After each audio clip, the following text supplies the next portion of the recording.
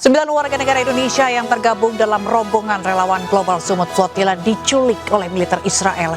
Para relawan tersebut hilang kontak saat mengangkut bantuan serta tim medis ke Gaza. Bahkan dari 9 aktivis tersebut, 3 diantaranya merupakan jurnalis. Kenapa ini semua bisa terjadi dan bagaimana seharusnya sikap pemerintah mengatasi dampak perang yang tak berkesudahan ini? Bersama saya, Fazilah Khairunisa, inilah The Prime Show selengkapnya.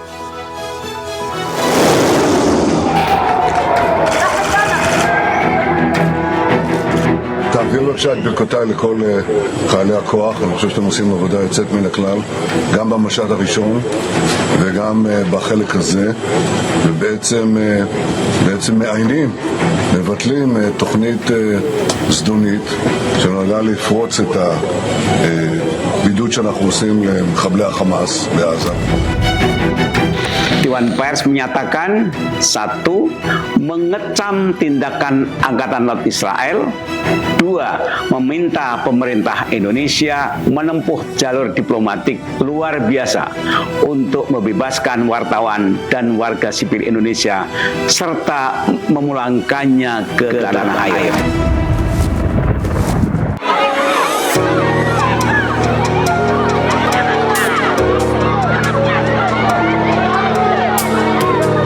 Sejauh ini informasi yang kita terima itu masih sulit. Kita berharap kondisi mereka baik-baik saja. Kami juga terus melakukan upaya koordinasi karena kita tidak punya hubungan langsung.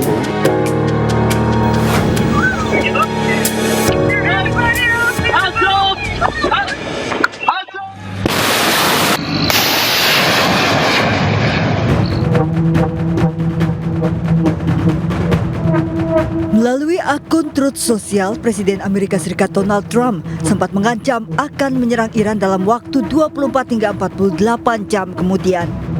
Namun akhirnya Amerika mengumumkan menunda serangan ke Iran. Penundaan serangan diminta oleh Emir Qatar Sheikh Tamim bin Hamad Al Thani, putra mahkota Arab Saudi Mohammed bin Salman, dan Presiden Uni Emirat Arab Mohammed bin Zayed Al Nahyan. Trump menyebut para pemimpin Teluk telah melakukan negosiasi serius untuk mengakhiri perang dan negosiasi tersebut akan diterima oleh Amerika.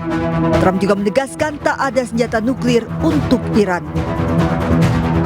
I put it off for a little while, hopefully maybe forever, but possibly for a little while, because we've had very big discussions with Iran, and we'll see what they amount to. I was asked by Saudi Arabia, Qatar, UAE and some others if we could put it off for 2 or 3 days, a short period of time, because they think that they are getting very close to making a deal. And if we can do that where there's no nuclear weapon going into the hands of Iran, I think, and if they're satisfied, we will be probably satisfied also. Belum jelas apakah ada terobosan dalam negosiasi yang tertunda untuk akhiri perang Amerika dan Israel dengan Iran. Namun Trump tegaskan siap melanjutkan serangan penuh berskala besar terhadap Iran jika kesepakatan dengan Iran tidak tercapai.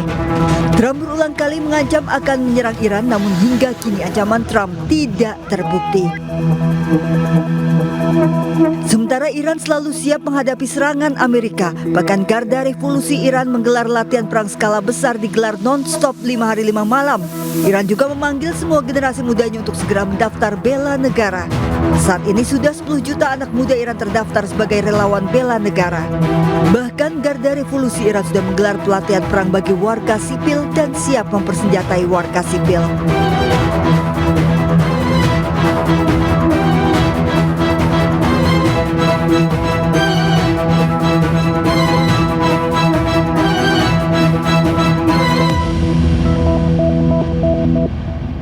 Presiden Rusia Vladimir Putin tiba di Beijing, China. Dalam kunjungannya, Putin akan bertemu Presiden China Xi Jinping untuk membahas sejumlah kerjasama.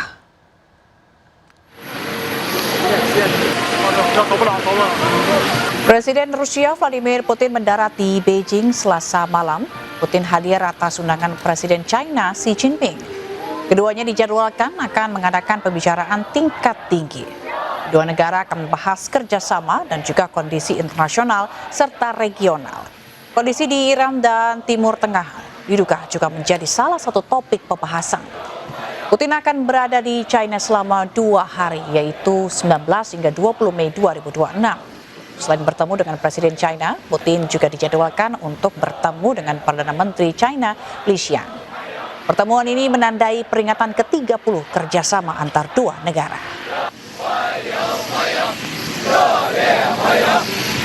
Приветствую вас. Рад в очередной раз посетить Пекин по приглашению моего давнего доброго друга, председателя КНР Си Цзиньпиня. Тесная российско-китайская стратегическая связка играет важную, стабилизирующую роль на мировой арене. При этом мы не дружим против кого-либо, а работаем на дело мира и всеобщего процветания. Поддерживают активное взаимодействие по линии ООН, Шанхайской организации сотрудничества, БРИКС и других многосторонних структур, внося весомый вклад в решение насущных общемировых и региональных проблем. Уверен, что вместе мы будем и далее делать все возможное для углубления российско-китайского партнерства и добрососедства ради динамичного развития двух наших стран и благополучия наших народов, в интересах поддержания глобальной безопасности и стабильности. До скорой встречи в Пекине. Благодарю вас за внимание.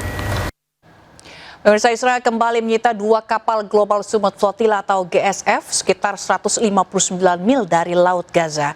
Kali ini kapal yang disita adalah Elengi dan Alcyon.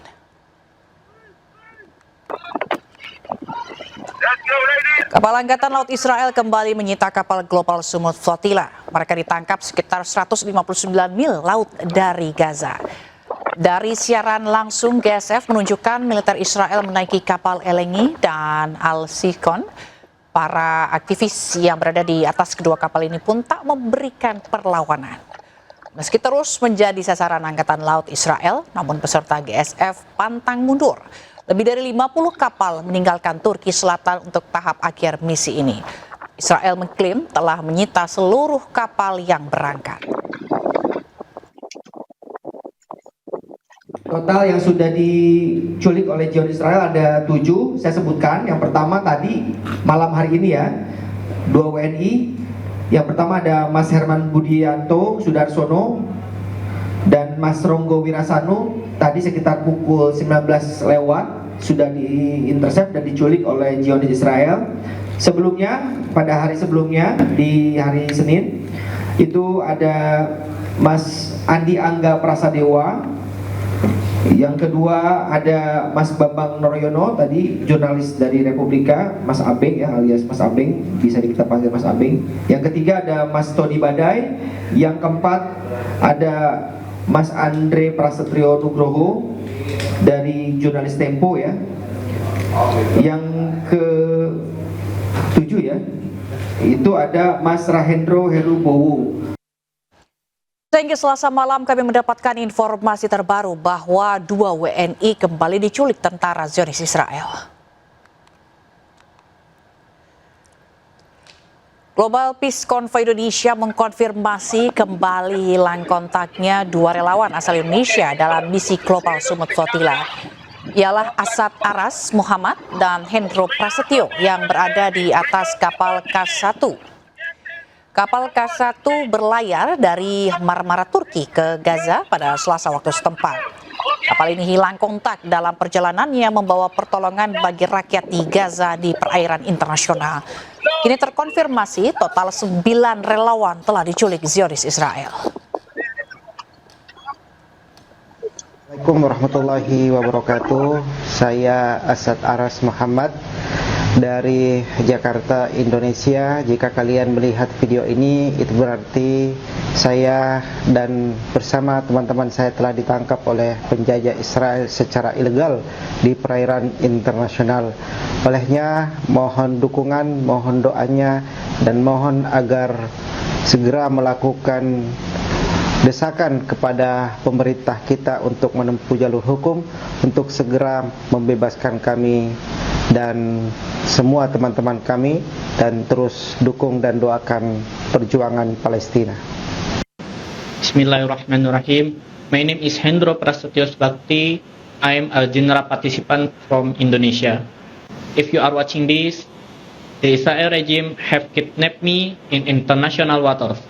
I am part of a non-violent civilian mission sailing to break the illegal siege, deliver aid, and stand in solidarity with the people of Gaza. My kidnapping show once again how far the Israel regime and its backer will go to continue their siege and genocide. The world must rise up, pressure your government to stand on the side of justice and humanity. Stop the war machine.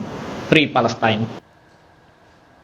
Ya pemirsa, apa yang menjadi penyebab utama WNI diculik oleh militer Israel dan apakah tindakan Israel ini murni sebagai bentuk pelanggaran terhadap prinsip kemanusiaan internasional? Sudah hadir di studio aktivis pro-Israel Monique Riker serta aktivis pro-Iran Ahmad Khozinuddin. Selamat malam Bapak Ibu sekalian. Malam. Ya, kita ke Mbak Monique terlebih dahulu. Mbak Monique, jadi menurut Anda ini sebagai pelanggaran yang memang dilanggar oleh teman-teman relawan dan juga jurnalis atau memang ini hanya aksi Israel saja?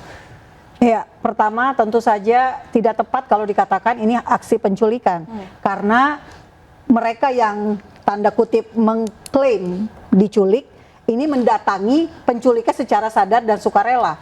Yang tepat adalah penahanan karena mereka memasuki wilayah perairan yang Israel saat ini boleh melakukan pencegatan. Kenapa boleh? Karena telah terjadi peristiwa Mavi Marmara tahun 2010.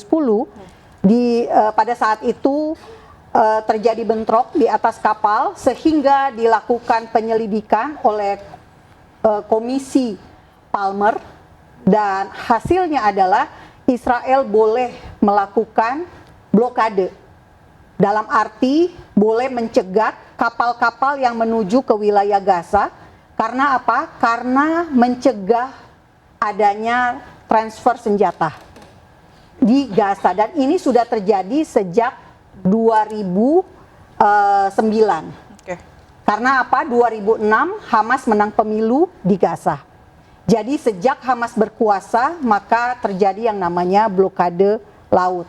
Dan laporan Palmer dari PBB ya, ini berada di bawah naungan PBB, komisi penyelidikannya waktu itu sekjen PBB-nya adalah Ban Ki-moon dan Palmer ini nama dari mantan Perdana Menteri Selandia Baru, Geoffrey Palmer, yang memimpin penyelidikan. Dan keputusannya jelas, ketika ada orang atau ada lembaga negara lain yang memasuki kawasan, Israel berhak menggeledah. Dan tentu saja mereka berhak diperiksa, dibawa ke wilayah Israel untuk diinterogasi. Ya, berarti itu artinya menurut Mbak Monique bahwa sebenarnya ada pelanggaran yang dilakukan oleh teman-teman dari Global Summit Flotilla ini? Tentu saja, karena begini, kalau memang kita mau masuk ke wilayah Israel atau wilayah Palestina, kita bisa mengikuti prosedur yang seharusnya. Kita harus mengikuti mekanisme yang normal. Nah, ini perlu diketahui juga beberapa jurnalis seperti jurnalis Republika sudah 2 kali. Artinya mereka sudah tahu konsekuensinya. Jadi jangan salahkan Israel kalau ternyata Israel memang menahan mereka. Gitu ya. Karena sudah tahu konsekuensinya. Kalau memang mau menyalurkan bantuan, kenapa tidak menyalurkan bantuan ke mekanisme yang resmi? Apa mekanisme yang resmi? Indonesia saja kasih bantuan melalui kerjasama lewat Mesir atau Yordania. Pernah juga lewat airdrop pesawat Hercules, Super Hercules TNI AU. Intinya menurut Anda ini bantuan dilakukan secara ilegal begitu kan? Atau secara tidak gini, semua bantuan kemanusiaan itu tentu saja positif, baik, oke lah. Tapi caranya. Berarti menurut Anda caranya tidak tepat begitu ya? Caranya tidak tepat. Bang Khozinuddin, menurut Anda seperti apa? Apakah sepakat bahwa relawan-relawan di Global Summit Flotilla ini melanggar aturan Israel?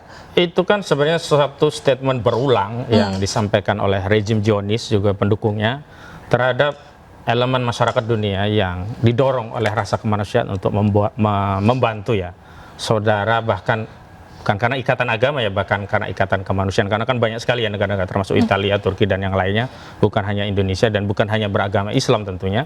Dan dalih itu sebenarnya juga sudah pernah terjadi pada tragedi Mavi Marmara di 2010 yang lalu. Itu ada 10 orang yang tewas saat itu. Dan yang paling penting adalah ukurannya adalah bukan statement dari Israel atau Zionis, tetapi ukurannya adalah konvensi hukum internasional yang mengatur masalah ini. Ada dua yang bisa kita rujuk. Yang pertama, konvensi hukum lautnya, Laut Mediterania itu masuk kawasan laut internasional, dan dalam UNCLOS, United National Covenant of Law of the Sea, itu jelas ditegaskan bahwa di dalam perairan internasional itu tidak ada kewenangan kedaulatan dari negara tertentu. Bahkan negara yang punya kewenangan kedaulatan laut dan zona ekonomi eksklusif sekalipun ya 200 mil itu tetap tidak bisa mengambil tindakan-tindakan polisional, apalagi tindakan militer. Saya katakan ini tindakan militer. Jadi karena tindakan kaitannya militer dalam hal ini salah begitu? Salah. Nah, kita rujuk lagi yang kedua dalam konteks hukum humaniter. Dalam Konvensi Jenewa juga jelas bahwa relawan kemanusiaan termasuk wartawan itu bukan target untuk diambil tindakan militer, termasuk penculikan. Saya tegaskan ini penculikan. Kenapa? Karena diambil dengan tindakan paksa, dan Israel juga tidak punya kewenangan kedaulatan terhadap perairan itu perairan internasional. Maka memang di perairan internasional itu yang berlaku memang hukum rimba. Karena Israel ini kebiadabannya sudah dikenal oleh publik, maka dia akan terapkan hukum rimba itu kepada siapapun dengan dalih apapun. Termasuk kalau yang saya terima resmi itu, ini adalah dalih pertahanan diri dari Israel terkait situasi perang hari ini. Tapi yang menjadi soal sebenarnya bukan itu. Karena ketika bantuan itu sampai, ada hal yang sangat ditakutkan oleh Israel adalah ada fakta dari Palestina yang dibawa oleh relawan ini kepada dunia bahwa selama ini klaim-klaim Israel itu keliru, dan yang benar adalah memang terjadi penindasan yang luar biasa yang melampaui batas-batas kemanusiaan, yang ini oleh Israel ingin terus diisolasi dengan berbagai dalih yang harapannya agar dunia internasional tidak tahu bagaimana penderitaan yang dialami oleh saudara-saudara kita di Palestina. Dan itu tentu saja akan, istilah Jawa itu getuk tular ya, akan disampaikan oleh relawan ke negerinya, ke negaranya masing-masing, dan ini yang tidak diinginkan oleh Israel. Itu satu soal. Soal kedua, sebenarnya ada hal yang harusnya bisa kita ambil negara kita ya. Tadi saya sudah apresiasi sejumlah elemen sosial itu sudah bicara ya, civil society khususnya dari dunia jurnalisme sudah bicara tegas, negara harus hadir, harus membebaskan. Tetapi negara ada dua hal yang harus dilakukan. Yang pertama memang sudah dilakukan protes diplomatik, namun sayangnya itu tidak dalam kewenangan negara bisa mengambil tindakan secara otoritatif. Harus melalui persetujuan sejumlah lembaga dan mekanisme yang panjang. Menurut saya ada satu yang bisa kita ambil melalui peristiwa ini, yang ini merupakan korban yang kedua dari Israel. Sebelumnya ada tentara kita ya yang terbunuh oleh Israel. Hari ini ada relawan kita. Maka negara dalam pemerintah harus segera melakukan apa yang sebenarnya mengevaluasi keterlibatan Indonesia dalam board of peace, yang di dalamnya ada Amerika di pimpinan dan ada Israel. Setidaknya itu adalah tindakan secara diplomatik untuk menegaskan Indonesia itu tidak ridho, tidak terima warga negaranya diculik, diperlakukan sedemikian rupa. Dan kalaupun memang harus ada tindakan polisional, Israel juga tidak bisa mengambil langsung, harusnya melalui PBB, melalui rekomendasi, resolusi, baru diambil tindakan. Dan tindakan kasuistik di 2010 itu tidak bisa dijadikan dasar mengeneralisasi seluruh peristiwa yang ada di perairan itu. Apalagi sesuai hukum internasional, itu adalah perairan internasional yang bebas untuk siapapun lewat di sana, apalagi misinya jelas, misi kemanusiaan. Kecuali yang dibawa kapal perang, bawa moncong senjata, baru curiga. Bantuan begitu. Berarti menurut Abang, Indonesia atau pemerintah dalam hal ini belum melakukan upaya secara maksimal begitu ya. Tapi jangan dijawab dulu Bang, karena kita akan jeda terlebih dahulu. Pemirsa jangan kemana-mana, kita akan kembali sesaat lagi. Tetaplah bersama kami.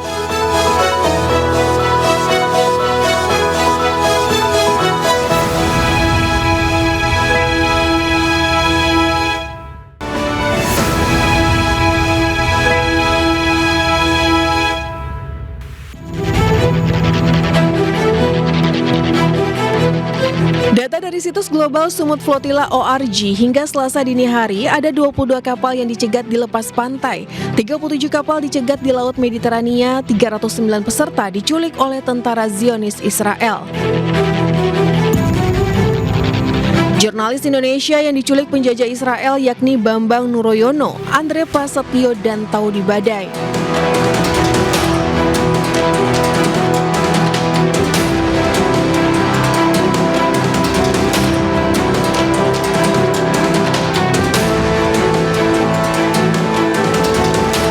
Dewan Pers meminta pemerintah Indonesia membantu pembebasan jurnalis yang ditangkap militer Israel.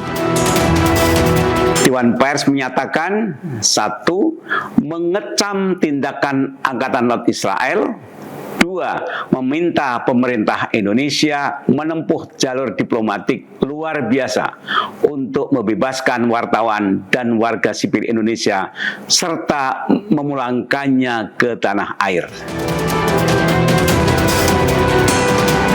Angkatan Laut Israel mencegat dan menangkap kru dan awak kapal Global Sumut Flotilla pada Senin kemarin.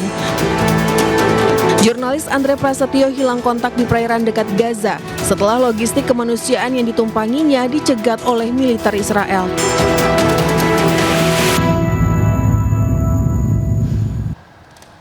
Baik, terima kasih Anda kembali di The Prime Show. Bang Uzairuddin, tadi Anda menyampaikan bahwa sebenarnya memang masih ada langkah-langkah yang belum sepenuhnya dilakukan oleh pemerintah Indonesia dalam hal kasus ditahannya ONI ini. Apa sebenarnya yang menurut Anda masih belum maksimal? Ya, saya sependapat tadi Dewan Pers menyebut ada nomenklatur menarik, yakni menempuh jalur diplomatik luar biasa.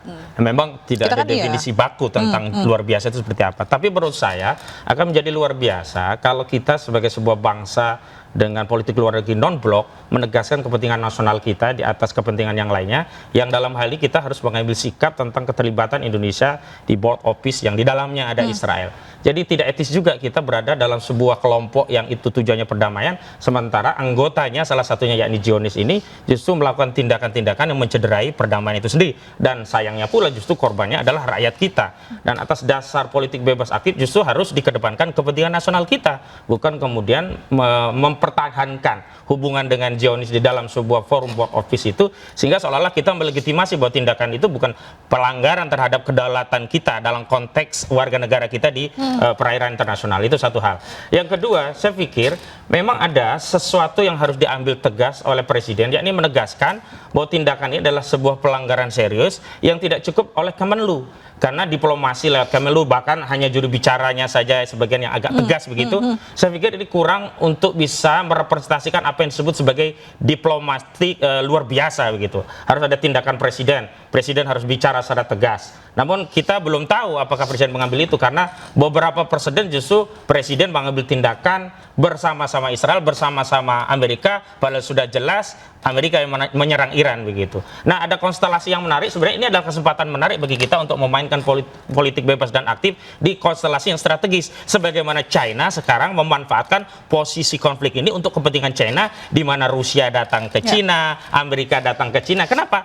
Karena memang justru China yang diuntungkan dalam konstelasi politik global untuk pengimbangan kekuasaan satu hal, kemudian yang kedua untuk pengimbangan dalam konteks perang dagang ekonomi. Nah, Indonesia harus mengambil pilihan. Dan kalau kita bicara tentang dukungan internasional, tentang empati publik, Indonesia harus berada bersama Palestina dan bersama warga negaranya sendiri. Nah, kalau Indonesia justru mengkonfirmasi abai terhadap keselamatan warga negaranya, maka dipertanyakan seorang presiden, bagaimana presiden menjaga keselamatan warga negara, yang itu merupakan mandat amanah konstitusi bahwa setiap warga negara harus dijamin keselamatannya oleh seorang presiden, baik di dalam wilayah yurisdiksi Indonesia maupun yurisdiksi internasional, apalagi tidak melanggar sama sekali kedaulatan wilayah negara lainnya. Justru Israel yang itu melanggar konvensi internasional, baik konvensi hukum laut dan juga hukum perang, konvensi Jenewa. Memang licik juga, sama juga dengan Amerika.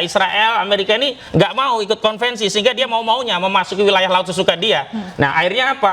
Nah, memang harus ada penegak moral internasional, dan ini oleh ahli hukum internasional selalu persoalannya hukum internasional itu adalah siapa yang menegakkan hukum internasional. Karena norma itu tidak pernah bisa ditegakkan, karena tidak ada negara yang bisa melebihi negara lainnya dalam konteks menegakkan hukum internasional. Akhirnya apa? Ya hukum rimba. Nah, sebenarnya kalau Amerika itu benar polisi dunia, dia yang punya tanggung jawab moral untuk menegakkan hukum internasional. Tapi faktanya negara adidaya ini justru menunjukkan kebejatan moral ketika dia bersama Zionis Israel menyerang Iran. Oke, benarkah yang dilakukan atau yang dipakai oleh Israel ini adalah hukum rimba, Mbak Monik?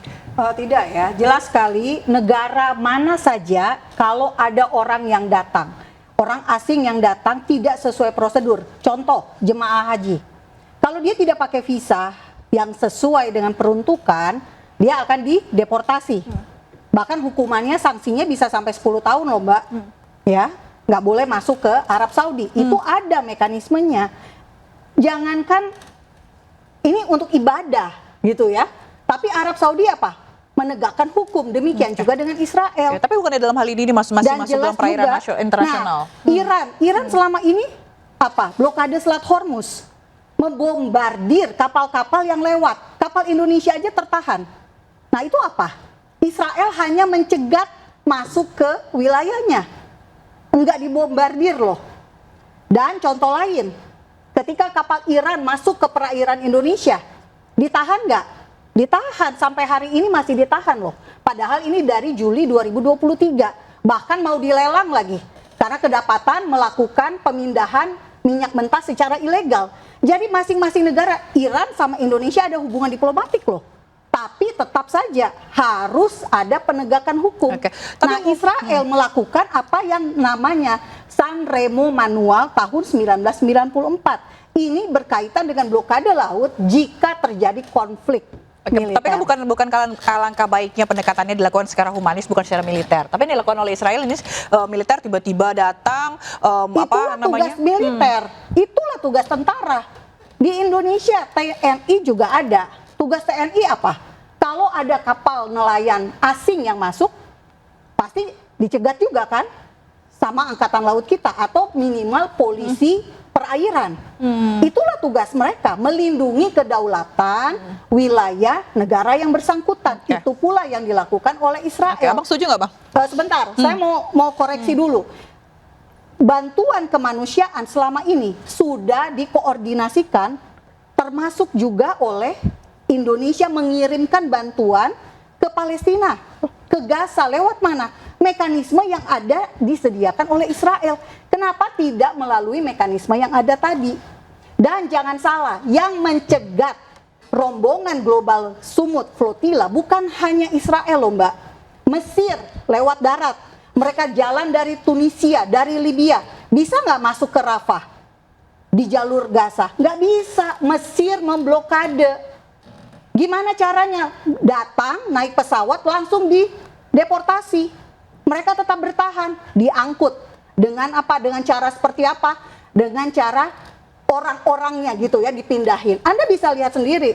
Ada di YouTube saya, Fakta Israel. Silakan Bang, tanggapannya. Ya, itu kan sebenarnya dalih berulang yang disampaikan. Seolah-olah wilayah Gaza itu adalah wilayah Israel. Sebentar, saya tadi tidak memotong Anda. Iya, saya selesaikan saja. Fakta. Silakan, saya merepresentasikan itu dalih. Kenapa? Karena memasuki wilayah Israel, tidak, mereka datang mau ke Gaza, tidak ada tujuan relawan ini datang ke Israel. Berarti selama ini Gaza dianggap wilayah kedaulatan dari Israel, dan itu yang kemudian mengkonfirmasi memang Israel Zionis ini negara penjajah. Karena wilayah kedaulatan bangsa lainnya pun dikejar, ya, dipersoalkan karena dianggap mau masuk wilayahnya. Kecuali tegas dia masuk mau menyerang wilayah yang paling tidaklah dalam kekuasaannya dari Israel dan diakui oleh dunia internasional. Selama ini kan Gaza milik Palestina. Tidak ada satupun kemudian hukum internasional yang menyatakan bahwa Israel punya wewenang untuk mengakui bahwa itu wilayahnya dari Israel. Dan ini yang sebenarnya secara berulang mengkonfirmasi memang saya setuju dengan Iran, tidak ada bahasa yang bisa dipahami oleh Israel atau Zionis kecuali bahasa perang. Karena kalau cuma bahasa omongan nggak akan bisa menyumpal mulut orang-orang Zionis ini. Maka saya bersyukur sekali hari ini masih ada Iran yang bisa menggunakan bahasa yang dipahami oleh Zionis sehingga terpaksa Zionis itu merasakan bagaimana penderitaan yang dialami oleh bangsa Palestina yang hari ini ditimpakan oleh Allah Subhanahu wa taala kepada orang Zionis ini melalui kekuatan Iran. Dan disitulah letak kepentingan kita kaum muslim untuk menyatukan narasi bahwa kita ini bersaudara, jangan sampai yang lainnya nanti ikut dijajah oleh Israel, karena misi Israel bukan hanya Palestina. Kalau Palestina kecaplok, seluruh wilayah kawasan mau diambil tuh sama Israel karena mereka punya visi tersendiri. Dan di sini penegasan bahwa hukum internasional itu nonsen kalau tanpa kekuatan. Maka setiap umat dan bangsa harus ini menguatkan pertahanan mereka, harus punya rudal-rudal canggih seperti Iran. Agar apa? Tidak dikencingi oleh Israel. Kenapa? Karena yang terjadi hari ini bahasa yang dipahami oleh Zionis laknatullah itu hanya bahasa perang. Sehingga apa? Pendekatan perang untuk damai itu penting. Kenapa? Kita menyiapkan perang bukan untuk perang, tapi menghindari orang memerangi kita. Sehingga ada adegan menyatakan persiapkanlah perang untuk mencari perdamaian. Kalau kita tidak menyiapkan perang, tidak menyiapkan alat alutsista yang canggih, habis kita dihina-hina. Karena apa? Bahasa-bahasa diplomatik tidak akan bisa mempan khusus untuk bangsa yang berulang kali. Tengok saja berapa kali ya resolusi PBB dilanggar oleh Zionis Lanatullah. Berapa kali setiap Ramadan serangan Zionis itu ditimpakan kepada saudara kita di Palestina. Jadi semua ini mengkonfirmasi bahwa bahasa yang dipahami oleh Zionis ini hanya bahasa perang, karena itu penundukan Zionis itu tidak bisa dengan jalur diplomatik tapi harus dengan bahasa perang. Oke, baik, terima kasih Bang. Silakan Monica. Ya, ini ada kesalahpahaman yang terjadi di Indonesia. Israel kasih Gaza kepada Palestina tahun 2005. Jadi Israel yang menang perang tahun 67 dalam perang 6 hari merebut Gaza dari Mesir. Bukan Palestina loh, merebut Gaza dari Mesir. Lalu setelah dari tahun 67 sampai 2005 Gaza dibangun dan segala macam, akhirnya Gaza itu diserahkan kepada Palestina untuk perdamaian. Jadi Israel malah kasih tanah, bukan mencaplok Gaza. Ini yang perlu diketahui. Tanggal 17 Agustus 2005, saya menyarankan kita bangsa Indonesia melek sejarah, jangan buta sejarah sehingga mudah diindoktrinasi oleh orang-orang yang mendukung teror dan kekerasan atas dasar kebencian. Ini bahaya sekali. Saya berulang-ulang mengatakan kita Indonesia harus cinta damai. Kita nggak pernah loh berperang dengan Israel. Tapi kenapa selalu isu Israel menjajah Palestina itu diangkat-angkat terus? Padahal tidak pernah terjadi penjajahan yang dilakukan oleh Israel.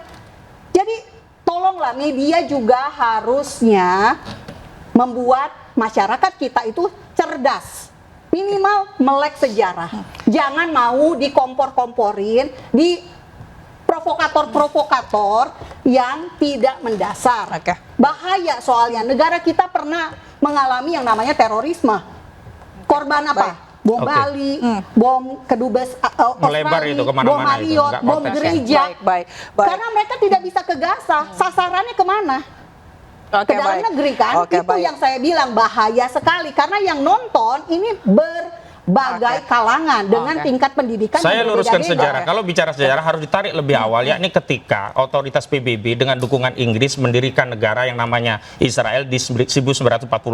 Sebelumnya seluruh wilayah Israel itu ada wilayah Palestina, satu wilayah di bawah Turki Utsmani ketika itu, yang ketika Turki Utsmani masih ada, Theodor Herzl itu minta tanah itu untuk pendudukan wilayah Israel sendiri, tapi ditolak oleh khalifah terakhir kaum muslimin Sultan Abdul Hamid II. Artinya apa? Semua tanah yang dimiliki Israel itu adalah tanah dari okupasi penjajahan yang dulu didukung Inggris, yang dulu menggunakan kekuatan PBB untuk mendukung pendirian Israel di 1948. Dan kalau ada wilayah kawasan mendukung, memang saat itu perang 6 hari itu perang ecek-ecek. Perang pengkhianatan penguasa kawasan Arab untuk melegitimasi entitas Yahudi, yakni Zionis Israel ini, agar memiliki wilayah negara seolah-olah mereka legitimate berada di wilayah itu, dan yang lainnya seolah-olah kalah. Padahal kalau waktu itu semua nyerang terus, habis sejak saat itu. Tetapi karena ada Inggris, ada Amerika di belakang sebagai induk samang dari Zionis ini, dibuatlah sandiwara seolah-olah bangsa Arab kalah, seolah-olah Israel pemenangnya, seolah-olah Israel menyerahkan gajah, dan kemudian ada entitas yang dibentuk berdasarkan persetujuan Israel juga, yakni Palestina yang kita lihat hari ini. Jadi harus ke belakang kalau kita bicara baik, nanti kita akan membahasnya lagi ini lebih spesifik begitu ya mengenai WNI yang sedang ditahan, dan kita akan bertanya bagaimana nanti akhirnya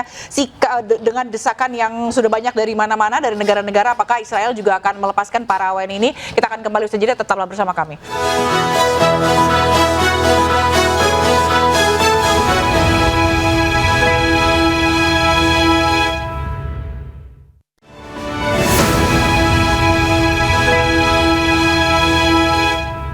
Ya, terima kasih Anda masih bersama kami, Mbak Monik. Dengan adanya desakan-desakan dari beberapa negara, juga Indonesia juga mengecam keras penahanan WNI di sana. Apakah nantinya Israel juga akan melepaskan para WNI ini? Ya, selalu ya. Ini kan bukan pertama kali. Ini kalau tidak salah sudah ada ketiga kali. Yang pertama Greta, yang kedua baru-baru ini 2 minggu yang lalu 2 aktivis dilepaskan, padahal mereka berkaitan dengan organisasi yang mendukung Hamas. Mereka bisa dibebaskan. Dan saya yakin seharusnya kalau orang, terutama wartawan ya, wartawan datang ke sana, ngapain wartawan dikasih instruksi jika ada intersepsi dari Israel, HP mereka harus dibuang. Niatnya aja udah nggak benar. Harusnya HP-nya tetap dipegang sama mereka dan mereka kontak ke kantor dong, melaporkan apa yang terjadi. Tapi ternyata wartawan kita saja, mohon maaf, saya juga wartawan, 18 tahun saya menjadi wartawan. Dan saya tahu prosedur, setiap mau ke negara tertentu kita harus minta izin. Mau ke Iran saya harus lapor untuk mendapatkan surat izin meliput. Ke Cina juga sama. Jadi tolonglah kita juga memakai cara yang benar. Saya baca di media dikatakan bahwa prosedurnya adalah justru HP alat komunikasi harus dibuang ke laut kalau ada intersepsi dari Israel. Berarti kan niatnya udah nggak benar, Mbak. Jadi jangan salahkan Israel kalau ternyata mereka saat ini lagi ditahan, gitu ya. Dicari tahu kaitannya nih si A, si B dengan organisasi-organisasi IHH. Karena apa? Kapal Global Sumut Flotilla ini berada di bawah naungan IHH dari Turki yang sudah dilarang oleh Israel sejak tahun 2009. Dilarang beroperasi dan kenapa mereka gabung dengan organisasi yang dilarang? Itu sama aja cari gara-gara. Bang Husinur, menurut Anda itu sebagai SOP pengamanan diri atau memang sesuatu yang memang sebenarnya lumrah untuk dikatakan ketika kita menghadapi sebuah ancaman atau apa, itu bentuk defense dari kita sendiri? Jadi beginilah, seluruh SOP walaupun dipenuhi, kalau tidak sejalan dengan kemauan Israel pasti akan ditolak begitu. Jadi saya tahu ini wartawan yang sudah punya pengalaman dan saya sangat apresiasi, hormat saya begitu, mereka tetap berangkat karena kecintaan mereka pada saudaranya, ingin memberi bantuan kepada saudaranya yang ada di Palestina, kendati berulang kali penangkapan dan kejadian seperti ini berulang begitu. Memang kapal tadi pernah ya mengalami hal serupa, tapi itu tidak membuat mereka kecil hati untuk menolong saudaranya. Jadi kalau setiap ancaman dari Israel itu dituruti, ya habis ya, saudara-saudara kita habis di Palestina, nggak ada yang bisa bantu. Lalu bagaimana pertanggungjawaban kita di hadapan Allah kelak ketika ada saudara kita memiliki penderitaan, butuh bantuan kita tidak bisa membantu. Kita tidak seperti Iran yang bisa bantu dengan serangan senjata yang bisa melindungi. Kita cuma punya pakaian, punya makanan, punya obat-obatan, dan itu juga bisa menolong saudara kita. Saya pikir justru saya sangat mengapresiasi di tengah kejadian yang berulang tentang kezaliman yang dilakukan oleh Zionis ini kepada setiap relawan yang datang, tapi tidak menyurutkan langkah mereka. Dan kalau kita bicara tentang pakem yang ada, tentu Dewan Pers sudah bicara bahwa berarti mereka sudah memenuhi prosedur di internal kita. Dan kalau kita bicara prosedur apa yang ada di lautan luas, yang kuat itu apa? Senjata. Yang paling berkuasa siapa? Yang punya alutsista. Karena pendekatan itulah yang kemudian digunakan Israel untuk membungkam tugas-tugas jurnalisme, membungkam tugas-tugas kemanusiaan. Dan sekali lagi saya tegaskan, ini bukan yang pertama dan terakhir, ini adalah kejadian yang berulang dan ini sudah menjadi template yang dilakukan oleh Zionis untuk mengisolasi isu ini agar tidak bisa tersebar ke dunia, agar apa? Kejahatan Zionis terhadap saudara kita di Palestina itu tidak terekspos ke seluruh umat dan bangsa. Padahal ini yang kita butuhkan agar ada empati dunia kepada saudara-saudara kita. Benarkah Mbak Monik ini untuk membungkus kejahatan-kejahatan yang akan disebarkan oleh para relawan negara dunia? Ya, Israel ini adalah negara yang demokratis, persnya bebas, tidak seperti Iran, justru terbalik ya. Iran itu persnya tidak bebas, tidak demokratis, makanya didemo oleh rezim Iran itu didemo oleh rakyatnya sendiri. Sebaliknya Israel enggak. Israel justru mempersilahkan jika dari Indonesia mau datang liputan, silakan. Urus visa baik-baik, pasti dibolehkan, pasti diizinkan. Saya pegang omongan saya. Ya, wartawan-wartawan Indonesia yang ingin masuk ke Israel dan ingin liputan ke Gaza, ingin liputan ke Yudea dan Samaria, bisa. Jangan takut. Israel bukan tipe tiran, bukan tipe diktator. Pasti akan diberikan akses. Dan yang paling penting, yang paling perlu diketahui, IDF, tentara Israel sendiri, dia punya media sosial berbagai bahasa. Ada dalam bahasa Parsi, Arab, Inggris, Ibrani. Ya, kita nggak ada bahasa Indonesia sih, tapi kita bisa baca yang dari bahasa Indonesia. Bantuan kemanusiaan ada lewat Kogat. Ini juga bisa diakses.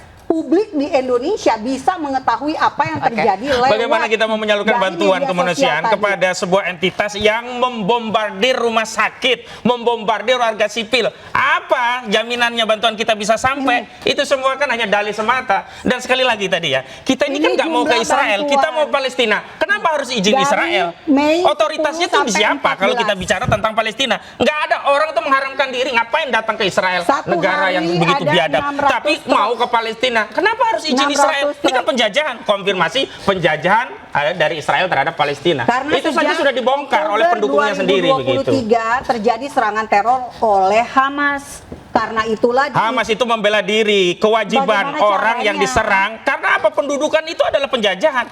Kan masa ada pendudukan kita diusir dari rumahnya? Sejak Suruh tahun diam. berapa? Sejak entitas Israel didanai Inggris pada saat dia menubuhkan entitas itu di wilayah tanah Palestina yang itu tanah kaum muslimin yang dibebaskan oleh kerajaan Muhammad Israel sudah ada lebih Oh, dulu. itu beda lagi karena kerajaan itu kan bukan kerajaan hari ini. Nah, itu selalu Ya, dalih tapi yang digunakan tanahnya seperti itu. tetap sama. Maka sekali lagi saya Kerajaan mendukung Israel Iran berada untuk menggunakan kekuatan di militer untuk tempat yang mengajari dulu tentang sama apa itu dengan kemanusiaan negara kepada Israel Zionis saat Israel, ini. untuk mengetahui apa itu rasanya sakit dibombardir. Maka Kemanusiaan, Iran sudah ini dia memberikan pelajaran itu. kemanusiaan. Dan hari ini kita tahu 150.000 bangsa dunia ton bisa melihat siapa tepung. sebenarnya yang zalim, apakah Palestina 150.000 atau Israel, dan ton. saya tegaskan kezaliman itu adalah ada pada Israel. Silakan lihat di Kogat. Anda bisa lihat sendiri data-data yang saya tampilkan hari ini. Itu data-data bikinan Israel, tentu pro pada Israel. Kita mau datang ke wilayah yang dikuasai oleh penjajah, minta datang versinya penjajah. Iya, dikuasai oleh penjajah. Berarti itu intinya sebenarnya kita nggak harus minta izin. Nggak perlu orang kita nggak mau datang ke Israel. Kita misalnya mau datang ke Malaysia, Jadi gini, Mbak. izin ke Singapura. Ngapain izin ke Singapura? Orang kita mau ke Malaysia. Resolusi Dewan Keamanan PBB itu sudah mengatur Dalih itu. saluran pembagian, pendistribusi makanan, bantuan kemanusiaan. Dalih itu sekali lagi. Semuanya sudah diatur oleh resolusi PBB. Dan tidak ada satu resolusi PBB yang menghalangi bantuan langsung ke Gaza. Tidak ada. Itu langsung ke Gaza. Tidak ada larangan. Tidak ada larangan. Tidak ada larangan. Datanya. Dan itu adalah data-data Ini sekali datanya. diberulang untuk melegitimasi kezaliman Israel selama ini Ini datanya. yang membiarkan bantuan itu tidak bisa sampai Ini dengan dalih ini. air. Nah, itu Dan data-data yang selalu digunakan. Uni Dan Emirat dunia Arab. sudah tahu siapa yang hari ini berbuat zalim Emirat terhadap Arab, Palestina. Arab Saudi, Bukan hanya Palestina, Jordania, banyak ya warga di Mesir, wilayah Arab itu yang diserang oleh menyalurkan Zionis bantuan Israel. melalui Saya kira mekanisme yang argumentasi disediakan berulang seperti ini sudah Israel. sering dan kita sangat Dan muak ada gitu yang mendengarnya namanya gitu. CMCC. Memang sekali lagi Civil tidak bisa diselesaikan dengan Military diskusi diplomasi. Coordinator Memang Center. harus ada kekuatan senjata yang membungkam Zionis ini. Saya setuju Tolong Iran. jangan dipotong ya nanti ya. Oke, jadi menurut Abang berarti harus perang begitu ya Bang ya untuk Bukan begitu, maksudnya begini. Zionis ini Nah, tidak ini mengerti populasi bahasa Palestina. tentang United Nation Covenant of Law of the Sea, tentang apa itu hukum laut, tentang apa itu konvensi Jenewa tentang hukum perang. Maka mereka seenak udelnya memperlakukan wilayah perairan internasional sesuai dengan kehendak mereka, tidak menghormati apa yang sudah menjadi konvensi Tadi kesepakatan saya sudah bangsa-bangsa. bilang, ada yang Dan namanya itu yang kemudian Sanremo menjadi dalih Manual. legitimasi penculikan warga negara kita. Dan kita sebagai bangsa, apalagi ada warga negara Indonesia kok membela negara bangsa yang menculik warga negara Indonesia. Di mana letak kedaulatan kita? Di mana letak nasionalismenya? Ya, saya jawab ya. Saya berdiri di atas kebenaran dan saya menolak segala bentuk kekerasan dan terorisme. Karena itu kembalikan warga negara kita, nggak boleh tetap ditahan oleh Israel. Itu terorisme itu. Itu sah. Ya, tidak bisa, itu wilayah perairan internasional, netral. Tidak ada wewenang yurisdiksi Menurut negara apapun Sanremo di wilayah 1994. internasional. Menurut Israel, ya itu maunya Israel. Menurut Kita menggunakan Sanremo. konvensi yang berlaku. Ya ini UNCLOS, itu yang berlaku. Di dunia ini pakai UNCLOS, nggak pakai ya, Israel. Oke, baik terakhir. Secara UNCLOS juga Israel saat ini berhak untuk menggeledah karena mereka menuju ke tempat di mana sedang terjadi Nggak konflik. ada tindakan di dalam wilayah perairan internasional itu polisionil nggak boleh. Ya asal dia ya tidak melakukan tindakan militer itu diperkenankan, bebas sipil itu.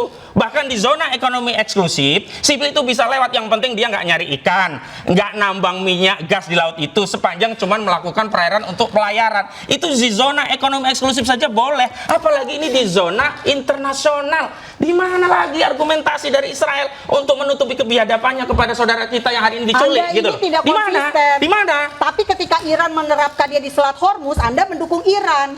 Kita Anda sedang tidak bicara di konsisten. wilayah ini. Kalau Ya, di Anda Iran tidak persoalannya konsisten. lain juga Nah, karena tidak ada konsisten. serangan pendaulan dari Israel dan semua kapal-kapal itu terafiliasi Sama. dengan Israel begitu. Israel juga ada Dan itu serangan wilayah dari kedaulatan penuh, Gaza. bukan zona internasional. Wilayah kedaulatan penuh. Bukan Itu di bawah 200 mil. Beda dengan perairan yang hari ini kita diskusikan. Jadi udahlah cocok-bologi karena nggak paham hukum internasional. Harusnya saya dihadirkan dengan tokoh yang ahli hukum internasional, bukan buzzer seperti ini. Tapi Anda salah. Saya memang bukan ahli hukum. Tapi terima paling tidak saya punya dasar. Justru tidak bernilai kalau tidak ahli. Baik, terima kasih Mbak Monique Rekers, aktivis pro-Israel, dan Bang Ahmad Koziruddin, aktivis pro-Palestina, dan Pak pro-Iran telah bergabung di The Prime Show kali ini. Semoga diskusi kita membawakan manfaat. Terima kasih. Selamat malam Bapak Ibu sekalian, dan pemirsa jangan kemana-mana. The Prime Show akan kembali sesaat lagi. Tetap bersama kami.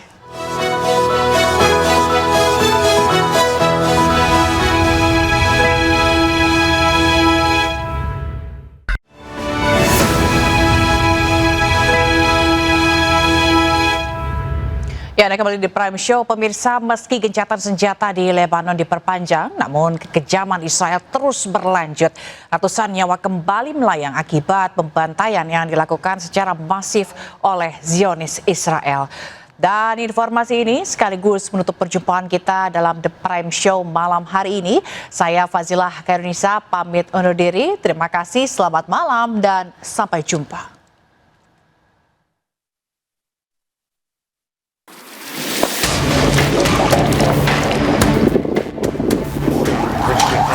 Allahu Akbar, jibul is'afaf, jibul is'afaf.